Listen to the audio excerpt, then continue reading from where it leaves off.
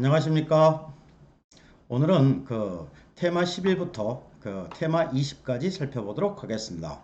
먼저 이제 테마 11 일반 중개계약서, 전속 중개계약서 및 거래계약서입니다. 일반 중개계약서와 전속 중개계약서는 서로 형제죠. 형제는 용감한 게 아니라 비슷하게 생겼습니다. 그러면 누가 형이다? 전속 중개계약서가 형이고 일반 중개계약서 이 동생이죠.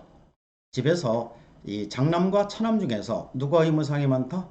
장남이 의무사항이 많으니까 전속 중개계약이 체결되면 의뢰인과 계약공에서는 여러가지 의무를 부담하는데 일반 중개계약서는 차남이기 때문에 의뢰인과 계약공에서는 특별한 의무를 부담하지 않습니다. 그리고 나머지 서식 내용은 형제이기 때문에 한 글자도 틀리지 않고 똑같습니다. 의무사항에서만 차이가 생기게 됩니다. 먼저 사용 시점이 둘 다 중개계약 체결 시에 사용하는 서식이고 계약 당사자가 계약공예사와 의뢰인 일방입니다. 서식이 일반 중개계약서 어디에 있죠? 시행규칙 별지 서식의 규정이 있습니다. 전속 중개계약서도 역시 시행규칙 별지 서식의 규정이 있죠. 사용 의무가 일반 중개계약서는 어떻게? 권장사항이 됩니다.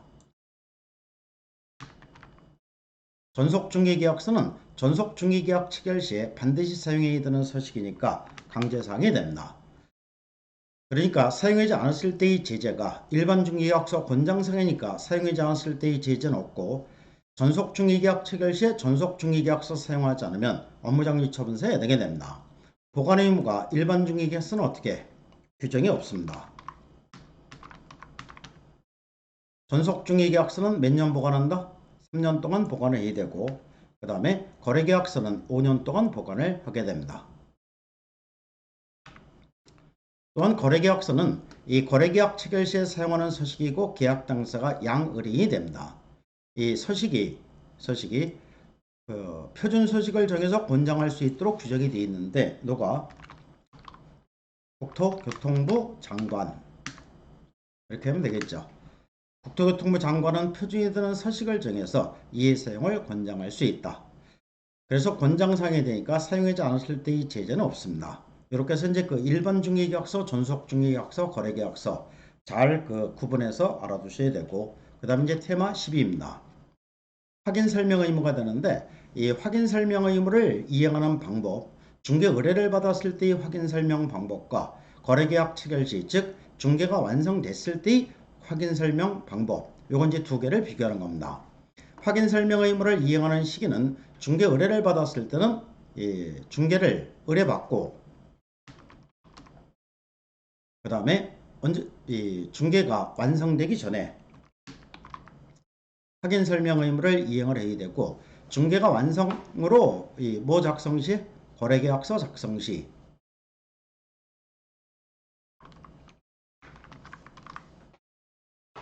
확인 설명 의무를 이행하게 되는데 확인 설명 의무를 이행이 되는 대상은 중개 의뢰를 받았을 때는 누구에게? 권리를 취득하고자 하는 중개 의뢰인에게만 확인 설명 의무를 이행하면 됩니다. 중개가 완성됐을 때는 거래당사 쌍방에게 확인 설명서를 작성해서 보관해야 되는 거죠. 확인 설명 의무를 이행하는 방법은 이 확인 설명하고 그 다음에 이 뭐를 제시해야 된다? 근거 자료를 제시를 해야 됩니다. 그 다음에 중개가 완성됐을 때는 확인 설명서를 작성해서 교부하고 3년 동안 보관해야 됩니다. 확인 설명 의무를 이행해야 되는 주체는 개업공예사와 소속공예사, 중개 의뢰를 받았을 때나 중개 완성됐을 때나 마찬가지가 됩니다. 위반했을 때의 제재는 중개 의뢰를 받았을 때 권리를 취득하고자 하는 중개인에게 성실 정확하게 확인 설명 의무를 이행하지 않았거나 설명의 근거자료를 제시하지 않았을 때는 어떤 사유? 과태료 처분서에 해당이 됩니다. 소속공예사가 성실 정확하게 확인 설명 의무를 이행하지 않았거나 설명에 근거자료를 제시하지 않았을 때는 자격 정지 처분서에 해당이 됩니다. 중개가 완성됐을 때 확인 설명서를 작성해서 쌍방에게 교부하지 않았거나 보관하지 않았거나 확인 설명서에 서명 및 날인하지 않았을 때 개업공에서는 업무정지, 소속공에서는 자격정지 처분서에 해당이 됩니다. 그 다음에 이제 테마 13입니다. 거래계약서 필수기재사항 9가지가 되는데 한 글자씩 따서 외울 필요는 없다고 했죠. 너와 내가 이 아파트에 대한 매매 계약을 체결한다. 그러면 이 매매 계약서는 어떤 사항들을 기재해야 되느냐? 너와 내 인적사항 반드시 들어가야 되겠죠. 거래당사자 인적사항, 아파트 표시 해야 되겠죠. 물건의 표시. 그 다음에 아파트 거래대금 당연히 기재해야 되겠죠. 이 아파트를 언제 넘겨줄 것인지, 인도 일시, 아파트에 설정된 저당권을 어떻게 할 것인지. 그래서 여기는 권리 이전의 내용 이렇게 되겠죠. 계약의 조건이나 기한이 있으면 당연히 기재해야 되고 그 밖에 특약사항을 기재합니다. 그러니까 요거는 상식적으로 통하는데 상식적으로 통하지 않는 요거 두 가지는 주의해서 알아두셔야 되겠죠. 뭐를 기재해야 된다? 계약일을 기재를 해야 된다. 그 다음에 중개사물 확인설명서 뭡니까? 중개사물 확인설명서 교부일자. 중개사물 확인설명서 교부일자를 기재한다. 이거는 당연한 얘기가 아니죠. 그렇기 때문에 매 시험마다 한 번도 빠지지 않고 출제가 되는 지문에 해당이 됩니다. 이렇게 해서 이제 거래계약서 필수기재사항을 살펴봤고 그 다음에 업무보증 설정 방법과 업무보증을 설정해야 되는 내용입니다. 업무보증을 설정하는 방법은 세 가지 중에 한 가지 방법을 선택하게 되는데 첫 번째 공제에 가입할 수 있고 그 다음에 두 번째는 이 보증보험에 가입할 수 있는 거죠. 세 번째는 공탁을 할 수 있는데 공탁을 하는 경우는 안전성이 있는 걸로 공탁을 해야 됩니다. 그래서 현금이나 또는 국공채로 공탁을 하게 되는데 이 세 가지 방법 중에서 한 가지 방법을 선택해서 업무보증을 설정하게 됩니다. 업무보증을 설정해야 되는 내용은 법인인 개업공에서는 주된 사무소에서는 얼마? 2억 원 이상, 분사무소를 두는 경우는 분사무소마다 얼마? 1억 원 이상, 1억 원 이상을 추가로 설정을 해야 됩니다. 그 다음에 법인이 아닌 개업공회사, 개인인 개업공에서는 얼마? 1억 원 이상의 업무보증을 설정해야 되고 지역농업협동조합은 얼마? 1천만 원 이상 업무보증을 설정을 해야 됩니다. 그래서 이제 업무보증을 설정하는 방법이 이 세 가지 중에 한 가지 방법을 선택하게 되는데 여기서 공제제도와 보증보험제도에 관한 기본성질에 관한 우리나라 대법원 판례가 있게 됩니다. 보증보험 계약은 개업공회사가 중개인함에 있어 고의 또는 과실로 인하여 중개 의뢰인에게 전생의 손해를 입힌 경우 그 손해를 보상하기 위해 체결된 이른바 타인을 위한 어디에 해당된다? 손해보험 계약. 손해보험 계약에 해당된다. 이렇게 됩니다. 그 다음에 공인중개사협회가 운영하는 공제제도는 개업공회사가 그의 불법행위 또는 채무 불이행으로 인하여 거래당사에게 부담하게 되는 손해배상 책임을 보증하는 어떤 성격을 갖고 있는 제도다. 보증보험적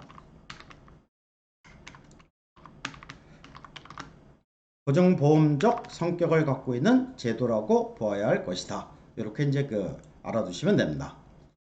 이렇게 해서 업무보증 설정 방법과 내용을 살펴봤고 그 다음에 계약금 등의 반환치무행의 보장을 위한 제도, 일명 에스크로 제도가 됩니다. 예치할 수 있는 금액은 계약금 중도금 뭐까지 포함된다? 여기서 이제 잔금까지 포함이 되죠. 그래서 여기다가 잔금이라고 써놓으시면 됩니다. 예치 명의자는 총 7명의 명의로 예치할 수 있는데 첫 번째가 누굽니까? 첫 번째가 개업공회사, 그 다음에 은행, 보험회사, 신탁업자, 그 다음에 채신관서, 그 다음에 여섯 번째는 공제사업자 이렇게 되겠죠. 그 다음에 에스크로 회사. 그래서 이제 지금까지 계약금 등의 반환채무행위 보장을 위한 제도에서 문제가 나올 때 이 예치 명의자가 시험에 나온 경우가 가장 많았습니다. 그 다음에 예치기관은 금융기관, 그 다음에 공제사업을 하는 자, 그 다음에 여기는 신탁업자 이렇게 되겠죠. 신탁업자 등. 이게 등자가 들어가기 때문에 이 세 개 기관의 진화는 공신력 있는 기관이면 전부 다 예치기관이 될 수 있는 겁니다. 또한 보증서 발행기관으로는 금융기관이나 보증보험회사 등의 보증서를 예치 명의자에게 제출하고 이도를 미리 인출할 수 있다라고 규정을 하게 됩니다. 이렇게 해서 이제 계약금 등의 예치 명의자 요거를 살펴봤고 그 다음에 이 개업공회사 등의 교육입니다. 개업공회사 등의 교육은 실무교육, 직무교육, 연수교육, 거래사고 예방을 위한 교육 이렇게 구분이 되는데 지문이 나왔을 때 이게 어디에 해당되는지를 구별해서 알아두시면 매 시험마다 한 문제를 맞추시게 됩니다. 먼저 이 실무교육 실시권자는 시도의사가 되고 실무교육 대상자는 뭐가 되고자 하는 자? 개업공회사가 되겠죠. 개업공인사가 되고자 하는 자, 법인의 그 다음에 사원이나 임원이 되겠죠. 법인의 사원이나 임원. 그 다음에 분사무소의 책임자가 되고자 하는 자, 이 사람들이 이제 실무교육 대상자에 해당이 됩니다. 그래서 이 사람들은 등록 신청일 전 몇 년? 1년이 되겠죠. 1년 이내에 시도의사가 실시하는 실무교육을 수료해야 됩니다. 누구도 실무교육 대상자다. 소속공인회사. 그래서 이 소속공인에서는 이 고용신고일 전 몇 년? 1년이 되겠죠. 1년 이내에 시도의사가 실시하는 실무교육을 수료해야 됩니다. 실무교육 교육시간은 얼마? 28시간 이상, 32시간 이하 이렇게 되겠죠. 그 다음에 이제 그 직무교육입니다. 직무교육의 교육 실시권자는 시도의사 또는 누구? 등록관청에 들어가죠. 직무교육 대상자는 중개보조원이 됩니다. 그래서 중개보조원은 고용신고일 전 1년 이내에 시도의사 또는 등록관청이 실시하는 이 직무교육을 받아야 됩니다. 직무교육의 교육시간은 얼마? 3시간 이상, 4시간 이하 이렇게 되겠죠. 그래서 3시간 이상, 4시간 이하 이렇게 됩니다. 그 다음에 이제 연수교육입니다. 연수교육의 교육 실시권자는 누구? 시도의사가 되겠죠. 연수교육의 교육 대상자는 무슨 교육을 받은, 그러니까 실무교육을 받은 개업공인사와 누구? 소속공인사가 되겠죠.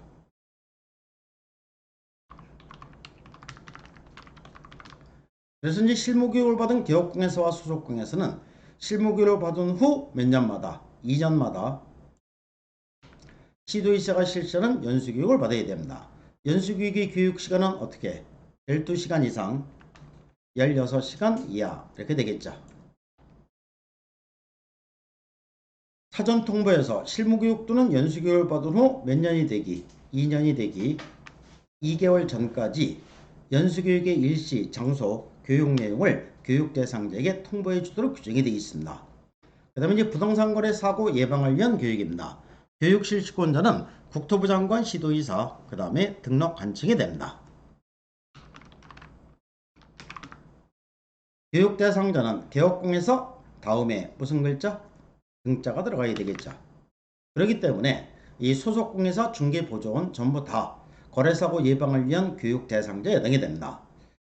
교육시간에 대해서는 규정이 없고 그 다음에 사전통보에서 국토부 장관, 시도의사, 등록관청은 개업공인사 등에 대해서 부동산 거래사고 예방을 위한 교육을 실시하고자 하는 경우는 교육일 며칠?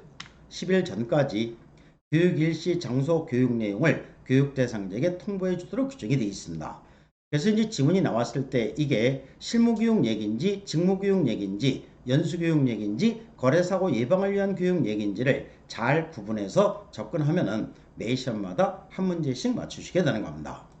이렇게 해서 이제 개업공인사 등의 교육을 살펴봤고 그 다음에 중개보수입니다. 중개보수의 범위, 이 우리나라 공인중개사법에서는 주택과 주택 외 주거용 오피스텔을 완전히 구분해서 규정을 하고 있으니까는 지문이 나왔을 때 이게 주택 얘기인지 주택 외에 대한 얘기인지 주거용 오피스텔에 대한 얘기인지를 잘 구분해서 접근해야 됩니다. 주택인 경우에는 공인중개사법에서 국토교통부령이 정하는 범위 내에서 뭘로 정한다? 시도조례로 정해라 라고 규정을 두게 됩니다.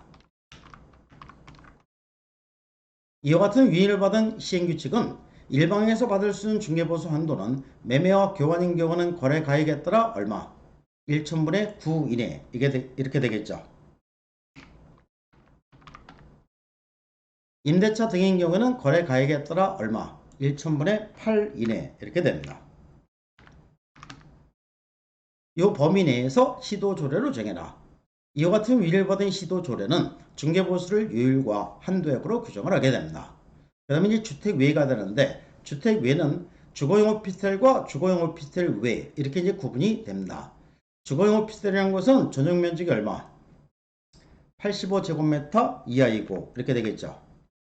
전용 입식 부엌, 전용 수세식 화장실, 목욕 시설을 갖춘 경우가 주거용 오피스텔이 됩니다. 주거용 오피스텔은 시행규칙에서 직접 규정을 하게 되는데 매매와 교환인 경우는 1천분의 얼마? 5가 되겠죠. 임대차 등인 경우에는 1천분의 4 이내 이렇게 됩니다. 주거용 오피스텔 외, 주택 외입니다. 뭘로 정한다? 국토교통부령으로 정한다. 이렇게 규정을 하게 됩니다.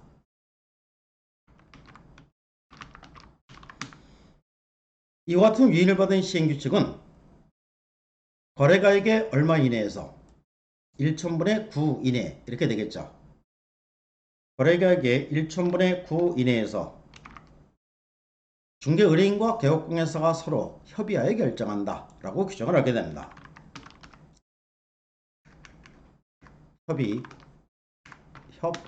협의하여 결정한다. 근데 이 무한정 협의가 아니라 개업공예사는 중개보수 요율의 범위 안에서 실제 자기가 받고자 하는 중개보수 상한 요율을 중개보수 실비의 요율 및 한도액표에 어떻게 명시하도록 규정이 되어 있습니다. 명시하며 이를 초과하여 중개보수를 받아서는 아니 된다 라고 규정을 하게 됩니다. 그래서 이제 지문이 나왔을 때 이게 주택 얘기인지 주택 외에 대한 얘기인지 주거용 오피스텔에 대한 얘기인지 잘 구분해서 접근해야 됩니다. 그 다음에 테마 18 중개보수 계산 방식입니다. 매매는 매매 가액에다가 요율을 곱해서 선출액이 나오게 되는데 분양권인 경우는 매매 가격을 어떻게 계약금에다가 기납부된 뭡니까? 기납부된 중도금이 되겠죠. 그래서 중도금이라고 쓰면 되고 그 다음에 뭐를 더해준다? 프리미엄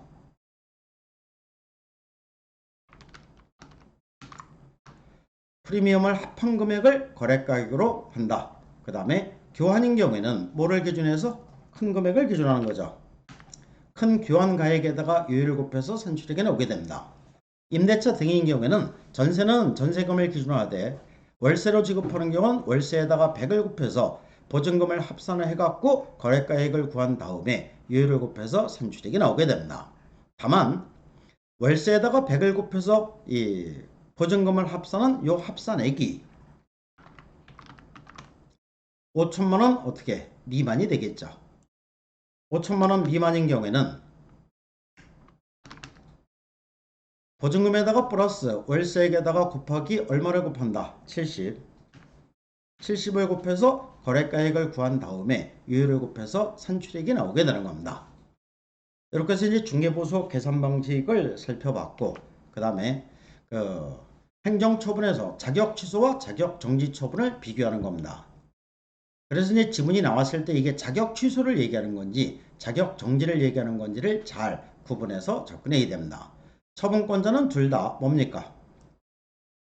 둘 다 자격증을 교부한 시도의사가 되겠죠. 그래서 자격증을 교부한 시도의사가 자격 취소, 자격 정지 처분을 하게 되고 그 다음에 절차를 이행하는 것은 누가 한다? 절차를 이행하는 것은 사무소 소지지를 관할하는 시도의사가 절차를 이행하게 됩니다. 자격 정지 처분도 역시 사무소 소지지를 관할하는 시도의사가 되겠죠.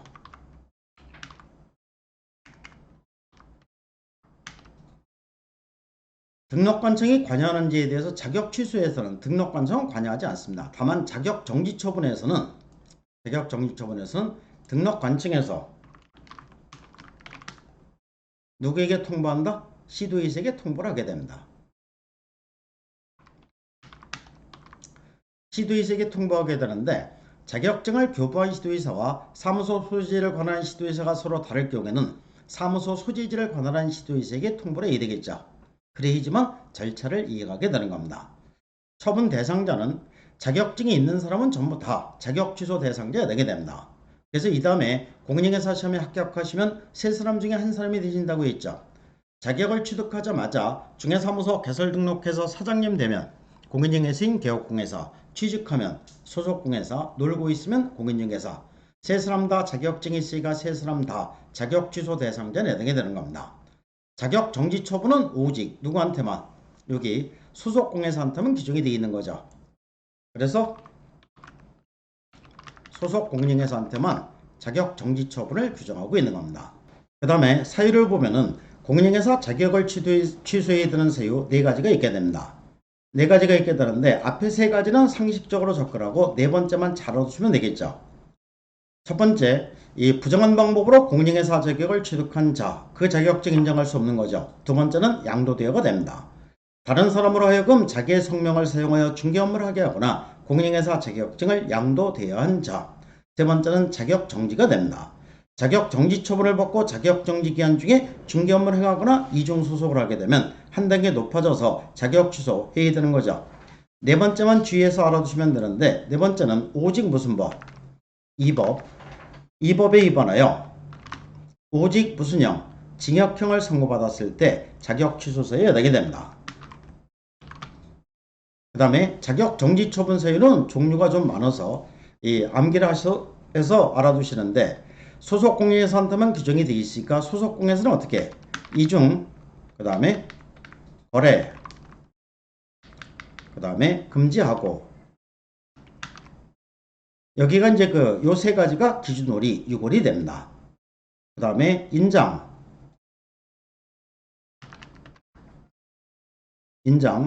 거래, 확인하라. 여기가 이제 그 밑에 3가지가 3월이 됩니다. 그래서 이제 기준월까지 고려해서 소속공에서는 이중거래 금지하고 6월, 인장거래 확인하라 3월, 이렇게 해서 이제 암기해서 알아두시면 됩니다. 사전 절차로서 공인중개사 자격 취소는 사전 절차로서 청문사유에 해당이 됩니다. 자격 정지는 청문사유에 해당되지 않고 의견 제출 기한은 제외됩니다. 그 다음에 자격 취득을 제한하는 데 있어서 자격 취소 처분을 받았으면 몇 년 동안? 3년 동안 공인중개사 시험에 응시 자격이 제한이 되는데, 자격 정지는 뺏기는 게 아니니까 응시 자격 제한이 있을 수 없는 거죠. 자격증 반납에서는 자격 취소 처분을 받았을 때는 며칠? 7일 이내에 누구에게? 자격증을 교부한 시도의사가 되겠죠. 자격증을 반납을 해야 되는데 자격 정지는 뺏기는 게 아니니까 자격증 반납 안 하는 겁니다. 보고해서 자격 취소 처분했을 때는 며칠? 5일 이내에 누구에게 보고한다? 국토교통부 장관에게 보고를 하게 됩니다.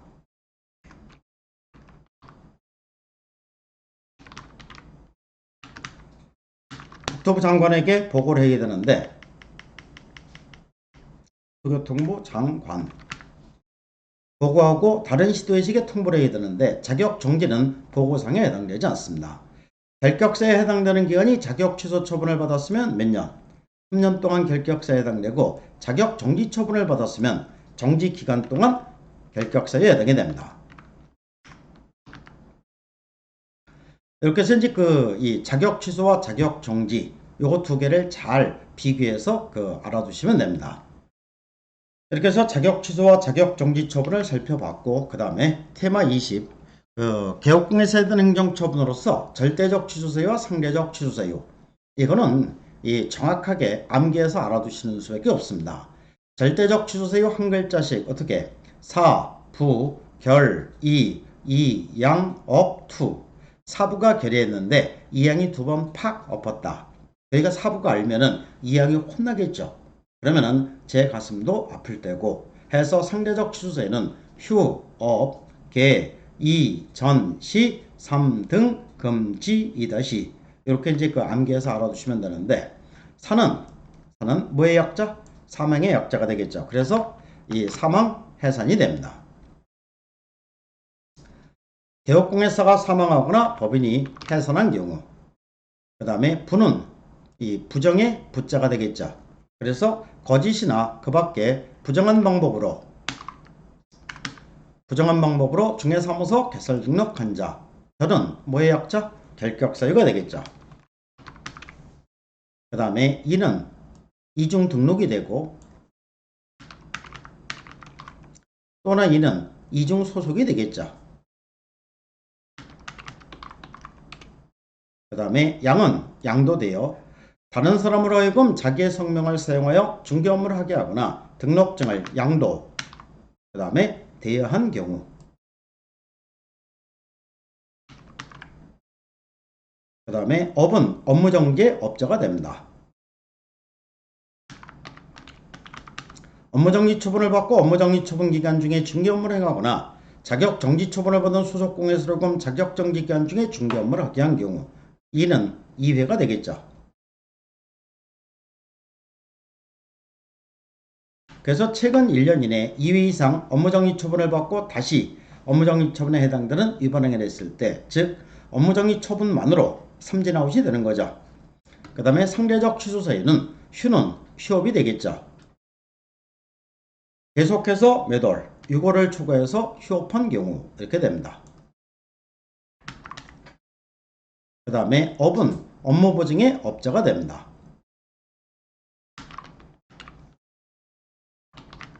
업무보증을 설정하지 않고 이 중개 업무를 행한 경우 걔는 거래계약서의 계자가 됩니다.